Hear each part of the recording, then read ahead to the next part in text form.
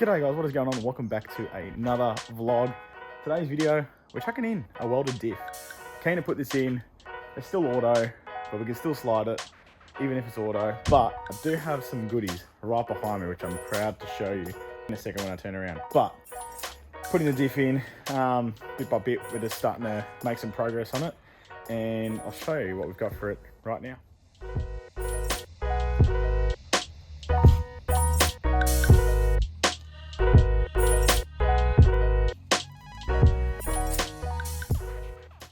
That is right, we have picked up a manual gearbox for the BMW. So this thing is going to be getting a full manual conversion probably in the next couple of weeks. So you'll be seeing a video on that very soon. Kristen, who you saw in the last video when we chucked in the coilovers and the rear arms, has been kind enough to lend us his shop to do the manual conversion of this thing. I was planning on potentially doing the diff there as well, but I think, you know what?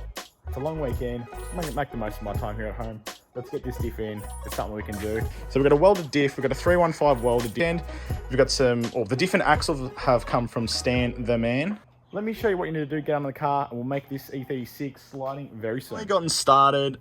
Just putting a bit of WD folding on all of the crusty as hell bolts that that have years and years of crap and build up on them. So you need to get these torque bits, whatever they're called. So I got to do a little run to Senate Hills.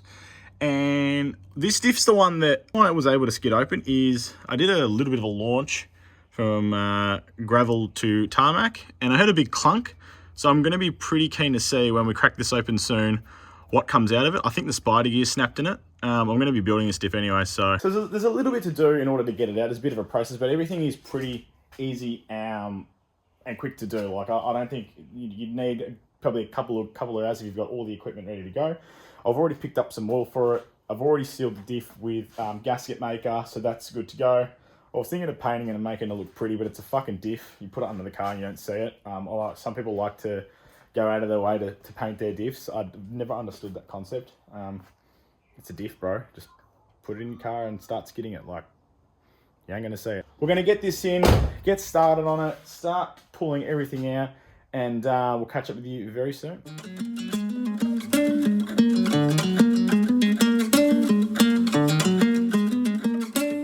I've got some special guests in the background here, but we're about to undo the diff sump, and we need to find out how cooked this oil is. I want to see how milky this thing looks. Let's pull this thing out. Oh, that is a bit funky, spicy, that stuff there. What is that?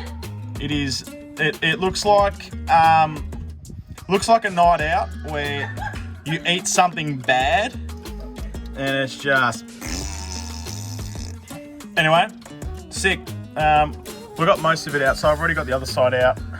We've got the exhaust off now just to make some space in order to get to these bolts because they are a bit tight. I've removed the sway bar, and I've just got a couple more bolts, and then we can put a jack underneath and start pulling it out. So yeah, it's all happening. All right, the auto diff is out of the car. I nearly made a mistake of not unplugging the speed sensor for your wheels. So make sure, or whatever that is, that sensor is, but make sure you unplug that. Bit of a pain. You just got to like make sure you get it the right way. But I thought this diff was welded, like because it did some funky shit, but it is not. But that is out, and now we move on to putting in the weldy over there. You can do this by yourself. It just takes a little bit of effort, but yeah, no, definitely very keen to get in the welded diff and go test it out. So we'll pick this one back up and get the welded diff in. All right, so the diff is in the car. We have finally gotten it in. It is a bit of a pain, I'll be honest, if you're doing it by yourself. Just be patient with it, that's all I can say. You got to like come up on an angle, sort of up and in, and then slide it in, and you got to connect it to the 4 sort of bolts at the back for the tail shaft, and you got to line it up with the front diff bolt and then the 2 on top. So my recommendation is don't like put, if you can, just so the diff's being held up in the air, and then you can adjust your jack where you need to. Put the top 2 diff bushing bolts up and in, but don't put them in all the way.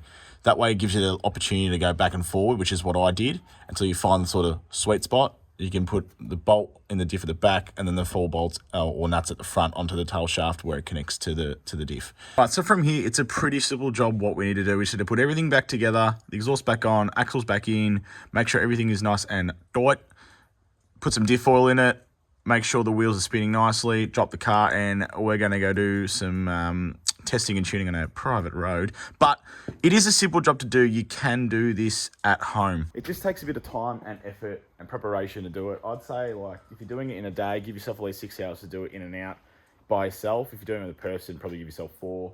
Extra hands make light work. But in our situation, it's just myself, so we're getting it done. Super keen to get this on the ground. This is like the sort of build that we want to be doing now.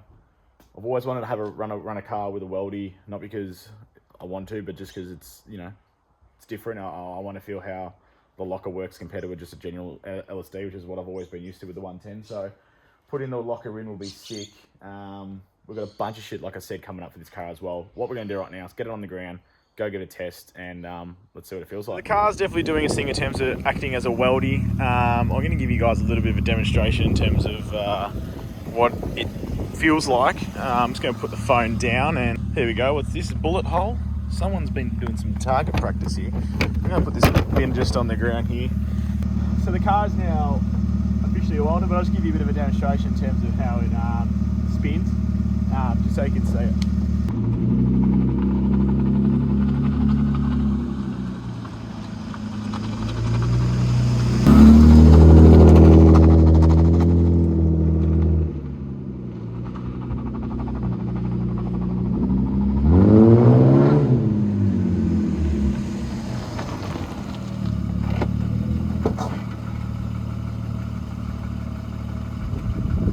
The car is officially slapped in with a welded diff. I'm super keen, super happy to get this thing sliding in a safe, controlled environment. Not on the street, because we don't do that at all. So yeah, car's done, welded diff. This auto gearbox is leaking so bad. Like, I'm really dying to get this car manual swap. Look at that, it's just dropping oil.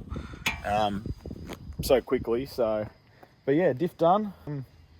I'm happy, and yeah, we'll probably wrap this one back up at the house. Just like that, we've teleported home, and it's a very different looking BMW because I'm doing some maintenance on my daily BF Falcon, which I just picked up as well, but we don't need to do any videos on that because it's just a Falcon. If you need to look at a video on a Falcon, there's other videos on a Falcon. But what I wanted to say was, welded diff works perfectly well. It's so good. You can feel it come on, you know, when I'm turning left and right, slowly. It's locking, it's mint. So super happy that I was able to smash that out. Basically, you need a day to do it. I think if you had someone to help you out, you could probably do it within a day, but half a day. By yourself, it's definitely a little bit more time consuming, especially when you're working off a ground. If you have access to a hoist, well then you should get it done in 2 hours at least, because it just gives you the ability to get up quick, get underneath and get it done. So anyway, look, I'm going to go work on my daily, fix this thing up, make it look spick and span, make it run good for all the towing purposes. But if you like this video, leave a comment down below. Make sure to like, comment, and subscribe if you haven't already. I know there's a lot of people watching this that haven't subscribed. So if you're here to the end, there's a special Easter egg at the end, which I'll put in now. But anyway, stay tuned for the next video coming out pretty soon. We'll be putting in the manual box that's behind me. Take care, enjoy, and as always, drive safely, I guess. Keep skidding live on the track straight. Take care, guys. Goodbye. Cheers.